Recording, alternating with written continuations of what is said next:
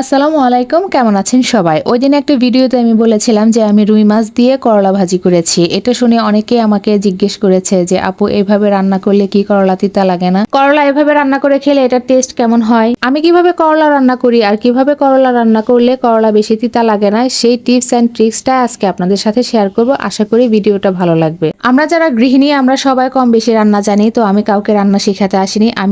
আমি কিভাবে করলাটা রান্না করি সেই বিষয়টা আপনাদের সাথে শেয়ার করতে এসেছি। প্রথমে আমি হলুদ, লবণ এবং মরিচের গুঁড়া দিয়ে মাছগুলোকে একটু ভালোভাবে মেখে নিয়েছিলাম আর মেখে 5 মিনিট সময় ধরে রেখে দিয়েছিলাম ম্যারিনেট করে। তারপরে মাছগুলোকে আমি এখন ভালোভাবে ভেজে নেব। আর করলা রান্না করার সময় মাছের পিসগুলো একটু ছোট ছোট করে দিলে ভালো হয়, এতে করে খেতেও ভালো লাগে আর রান্না করার সময় ভেঙে যাওয়ার সম্ভাবনা থাকে না। এজন্য আমি মাছের পিসগুলোকে একটু ছোট সাইজ করে কেটে নিয়েছি আর মাছগুলোকে একদম ভালোভাবে ভেজে নিতে হবে, আমরা বাসায় যেভাবে নর্মাল মাছ ভাজা খাই ওরকম ভাবে। আমার মাছ ভাজা হয়ে গেছে। এখন আমি একটি কড়াইয়ের মধ্যে পরিমাণ মতো তেল দিয়ে দিব আর দিয়ে দিব ফোড়নের মধ্যে জিরাটা একটু ভাজা হলে এখানে আমি করলা দিয়ে দেব। আর করলাটা আমি আগে মাখিয়ে রেখেছিলাম। এখানে আমি হাফ কেজি করলা নিয়েছি। এখানে আমি মাঝারি সাইজের 2টা আলু দিয়ে দিয়েছি আর পেঁয়াজ দিয়ে দিয়েছি হাফ কেজির মতো। করলা রান্নার মূল ট্রিক্স হলো এটাই, করলার মধ্যে বেশি পরিমাণ পেঁয়াজ দিতে হয় আর পেঁয়াজটা একটু মিষ্টি মিষ্টি হওয়ার কারণে করলার মধ্যে যে তিতা ভাবটা থাকে এটা অনেকটাই কমে যায়। আর এই করলার মধ্যে আমি